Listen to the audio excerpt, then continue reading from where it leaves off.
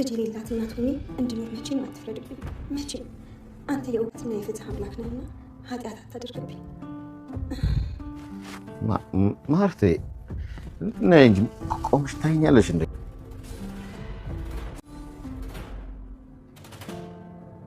ነይ እንጂ ማርቴ፣ ይቅርታ ካረግሽልኝ።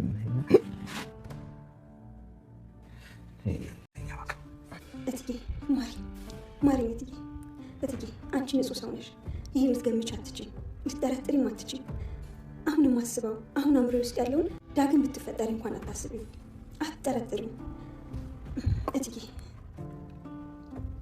እትዬ አንድ ነገር ቃል እገባልሻለሁ። ካለ ዛሬ አልጋሽን አላደፈርሰውም። ትዳርሽን፣ ህይወቴን መስዋዕት ካለብኝ ራሱ መስዋዕት አድርጌ እጠብቅልሻለሁ።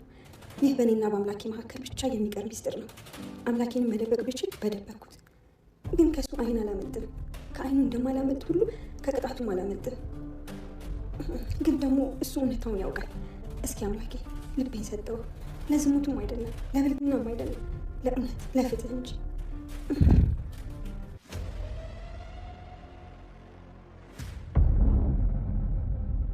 አዳምጪ፣ እኔ አባትሽን ብዬ ነው እንጂ የተውኩሽ። እንኳን አንቺ ከማንም ዱርዬ ጋር ነው ስቀጣ ነው የምታናድድሽ።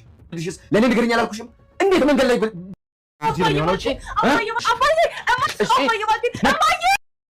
አሁን ደግሞ ሳሎን ተቀምጠው የተሳሳቁ ሰላምና ዳጣ የዳጣ ክፍል ውስጥ ቁጭ ብለው በሚጨዋወቱበት ሰዓት ዳጣ ሰላምን ስለ ልጇ አባት ትጠይቃታለች።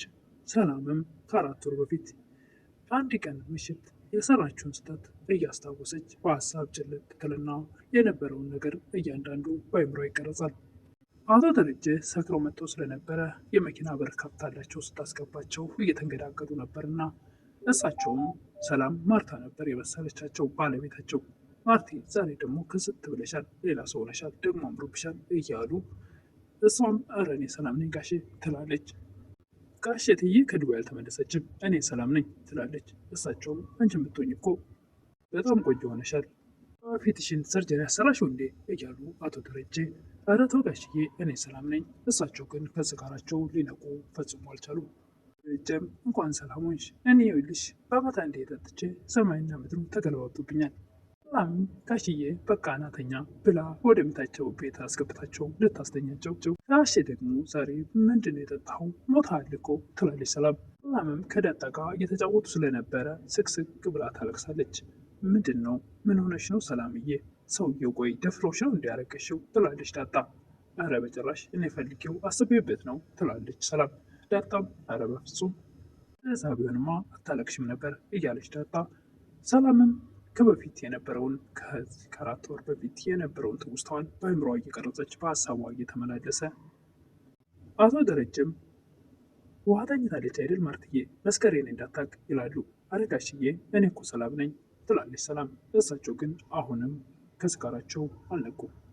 ደግሞ ከኔ ጋር መተኛ ከፈለግሽ ደስ ይለኛል፣ ካልሆነ ደግሞ ነገ ጠዋት ስካሬ ሲለቀኝ ይቅርታ ጠይቅሻለሁ ይላሉ አቶ ደረጀ። አቶ ደረጀም ጠዋ ብለው አልጋቸው ላይ ሲተኙ ሰላምም አምላኬ ሆይ ትቀጣኝ ይሆን? አሁን ቢሆን እኔ እኮ ወልጄ የአምላኬ ክፋይ መሳም እፈልጋለሁ ትላለች። አቶ ደረጀ በተኙበት እንደ ማርታ ሆና ለመተኛት ታስባለች። ሰላም አምላኬ ሆይ ከቀጣኝም ቅጣኝ፣ ዘሬን ላልተካ ነው እንዴ የፈጠርከኝ ትላለች። አምላኬ ሆይ ልጄንን የሌላት እናት ሆኜ እንድቀጥል አትፍቀድ እያለች ከዚህ በፊት ወልዳ እንግዲህ ልጇን አብራ ስላላሳደገቻት አሁን ላይ ደግሞ ያ ነገር እንዳይፈጠር ወልጄ ለመሳም አብቃኝ፣ ግን ደግሞ እንዳትቀጣኝ እያለችም ከቀጣኝም ቅጣኝ እንግዲህ አደርገዋለሁ፣ ወልጄ መሳም አለብኝ በሚል አምላኬ ሆይ መቼም አንተ ይቅር ባይ ነህ፣ መቼም አንተ ይቅር ባይ ነህና ይቅር ትለኛለህ፣ ደግሞ ጉጉቴና ፍላጎቴን ስስቴን ታውቀዋለህ በማለት እሳቸውም ማርትዬ ነይ እንጂ ቆመሽ አትይኝ በማለት ሰላምም እትዬ ማሪኝ አንቺ ንጹህ ሰው ነሽ፣ ይህን ነገር በጭራሽ ልትገምቻችም፣ ወረኔ የማደርገውን የማስበውን ድጋሚ እንኳን ብትፈጠሪ እትዬ አታስቢው፣ ለነገሩ ከዛሬ ውጭ ቃል ገባልሻለሁ ከአልጋሽ ላይ አልወጣም፣ ሁለተኛ አልጋሽን አልደፍርም። እዛ ካለች በኋላ ሰላም የአቶ ደረጀ ልብስ ማውላለቅ ትጀምራለች። ሰላም እንደዚህ ነበረ ወይዘሮ ማርታ የልጇን አባት አስተዋወቂ ስትላት፣ ወይም ደግሞ በቃ እንዴት አድርጋ ማስተዋወቅ ማን ነው ስላ ልትናገር ጉዱ ወደኋላ ስለሆነ ሆድና ጅራት ከወደ ኋላ ነው የሚባል አማርኛ አለና ይሄ ነበር ሲያስጨንቃት የነበረው። በእርግጥም ከመጀመሪያውም የሁላችንም ሀሳብ ነበረ ሰላም ከአቶ ደረጀ እንዳረገዘች። አቶ ደረጀ ግን በስካር መንፈስ ሰላም ሳይሆን ማርታ ወይም ባለቤታቸው ስለመሰለቻቸው ነበር። ሰላም ጤና ይስጥልኝ ውድና የተከበራችሁ በመላው ዓለም ያላችሁ በዩናይትድ ተመልካቾች እግዚአብሔር ይመስገን ደህና ነኝ። ዳጣ ክፍል 21ን አብረን እናያለን። የባለፈው ክፍል ዳጣና አቤጌል መንገድ ላይ ተገናኝተው አቤጌልም ምንድን ነው ከሰላም ጋር የምትሾካሾኩት እያለች እባክሽን አቤጌል እኔ ህይወቴ እንደ ገለባ የቀለለ ነው፣ አንቺ ግን ውስብስብ እያደረግሽብኝ ነው። እውነተኛ የልጇ አቶ ደረጀም መኪና ውስጥ ሆኖ እያየ ስለነበረ ከመኪና ወርዶ ጭራሽ ደግሞ መንገድ ላይ አስቆመች። ተመቻት ጀመር። በሉ አሁን ሁሉም ነገር ቤት ይደርሳል፣ መኪና ውስጥ ግቡ ብለው ወደ ቤት ይወስዷቸዋል። አቶ ደረጀም ቤት ከደረሱ በኋላ በመጀመሪያ ዳጣን ነበር ወደ ክፍል አስገብተው ምንድን ነው የተፈጠረው ይላሉ። ወደ ቤት እየመጣው እያለ ዝም ብላ በጥፊ መታችኝ ትላለች ዳጣ። እንዴት ዝም ብላ ትመታሻለች ይላሉ አቶ ደረጀ። እሱማ ዝም ብላ ሳይሆን የሆነ ነገር አውርታ ዝም ብላ በማይጠቅም ነገር ነው ትላለች። በምንድን ነው የመታሽው ይላሉ አቶ ደረጀ። ዳጣም እባክህ አባዬ የሚጠቅም ነገር አይደለም፣ የሚጠቅምና የማይጠቅመውን እኔ ለይቼ አውቃለሁ፣ አንቺ ብቻ የጠየኩሽ መልሽ ይላሉ አቶ ደረጀ። ያው እንደ ድሮ ነው፣ እዚህ ቤት መኖር አትችይም፣ ከሰላም ጋር ደግሞ ድጋሚ እንዳለች ነው የምትለው ትላለች ዳጣ። እንዴ ደግሞ ከሰላም ጋር ደግሞ ለምንድን ነው እንዳታይሽ የምትፈልገው ይላሉ አቶ ደረጀ። ጌልም ሳሎን ቁጭ ብላ ተጨንቃለች። ውሃ ዳጣ እየተገረፈች ነው አይደለ? ከሷ ቀጥሎ ማን ሊገረፍ ነው ትላለች። እኔ እናቅልሻለሁ ትላለች አቤጌል። እኔ እኮ አሞኛል እዚህ ውስጥ እንዳትጨምሪው። ምንም አላጠፋው አሞኝ መድኃኒት እየዋጥኩ ነው ትላለች ውሃ። አንቺ ነሽ አይደለም የምትገረፊው ትላለች ውሃ እህቷን አቤጌልን። አቤጌልም እኔ ትልቅ ሰው ነኝ እሺ አልገረፍም። በጣም ይች ልጅ እኔ ግን የሆነ ነገሯ ልክ አይመስለኝም፣ ሐኪም ቤት ብትወስዳት ይሻላል። አቶ ደረጀም ዳጣን አይዞሽ እሺ ቻል አድርጊው እህትሽ ናት እሺ፣ ደግሞ ቅድም ቆመች ስትመችላት አይቻለሁ፣ እንደዛ ሁሉ ቻል አድርገሽው ወደፊት ይህ ቤት ደስታው ሳይጠፋ ነገሮችን አስተካክላለሁ፣ ሁሉም ነገር እንደምንፈልገው ይሆናል ይላታል ለዳጣ። እባክህ አንቺ ሂጂና አቤጌልን ጥሪ ትባላለች ዳጣ። ሄዳ እየተጠራች ነው ትላታለች። በጣም ሄዳ ሳሎን ስታገኛቸው ውሃና አቤጌልን እና እየተባለች ነው መኝታ ቤት ትላለች ዳጣ። እንዴ እኔ እኮ አላጠፋውም እያለች ቁጭ ብድግ ትላለች ውሃ። ደህና አይደለም አቤጌልን ነው። ወይዘሮ ማርታም አልነበረችም እና ቤት ተደውሎላት አቤጌል ደውላ ቶሎ ድረሽልኝ ስላለቻት ትመጣለች ወደ ቤት። ምንድን ነው ምን ሆናችሁ ነው ምን አጥፍታችሁ ነው ትላለች። እማዬ አባዬ መኝታ ቤት ነኝ ብሎ አስጠራኝ ምን አጥፍተሽ ትላለች ወይዘሮ ማርታ። ውሃንም እናት ልጇን እቅፍ አድርጋ ውሃዬ ደህና ነሽ ተሻለሽ ትላታለች። አባዬ አቤጌል መኝታ ቤት እያስጠራት ነው እያለች በመፍራት በመንቀጥቀጥ ታዲያ አንቺ ነሽ እንዳያጠፋሽው ለምንድን ነው አንቺ እንደዚህ አጥንት እንደያዘች ድመት እንዲፈስጭ ጊዜ ያልሽው ትላለች እናት። ምን አጥፍታ ነው ትላለች ወይዘሮ ማርታ። እኔ እንጃ አልነገረችኝም ትላለች ውሃ። ዳጣዬ አንቺስ ደህና ነች ትላለች ወይዘሮ ማርታ። ደህና ነኝ እትዬ። ወይዘሮ ማርታም ወደ ክፍል አቶ ደረጀ ወዳለበት ሲሄዱ ዛሬ ምንድን ነው የተፈጠረው ምን ሆነው ነው ልጆቹ ትላለች። ስታይ ቀበቶ ቀርቧል። እሷም እንዴ ምንድን ነው ልትቀርፋት ነው እንዴ ትላለች። አዎ ተመክሮ ያልገባው ተገርፎ ይገባዋል። ወይዘሮ ማርታም ኧረ ደሬ በዚህ ዘመን ግርፊያ? አዎ ተመክራ ስላልገባት ተገርፋ ሊገባት ይችላል። ወይ ምን አጥፍታ ነው ትላለች ወይዘሮ ማርታ። የእሷ ጥፋት እኮ ዛሬ አይደለም የጀመረው፣ ግን ደግሞ ዛሬ ሁሉንም።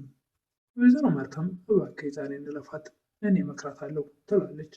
አባትም ተመክራ ቢገባት ኖሮማ ጥሩ ነበር። አሁን አንቺ ከዚህ ውጭና እሷን አስገቢያት፣ ውሃንም ወደ ክፍል አስገቢያት።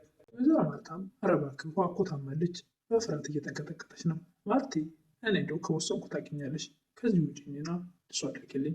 እናትም ልጇን አባትሽ እየጠራች ነው ካለች በኋላ ዳጣን ብቻዋን ስታገኛት ዳጣዬ ምን አጥፍታችሁ ነው ከአንቺ ጋር ነበረች እንዴ ትላለች። አዎ ከኔ ጋር ነበረች፣ ደረጀ በጥፊ ስትመታኝ መኪና ውስጥ ነው ስላየ ነው ትላለች። እና ምንድን ነው ለምንድን የተመታችሽ ትላለች። አይ ከባድ አይደለም ያክል፣ ግን ደግሞ ስላየ ነው እንጂ እሱ ትላለች። አይ በጥፋቷ ከሆነ እንኳን የራሷ ጉዳይ ይበላት ትላለች ወይዘሮ ማርታ።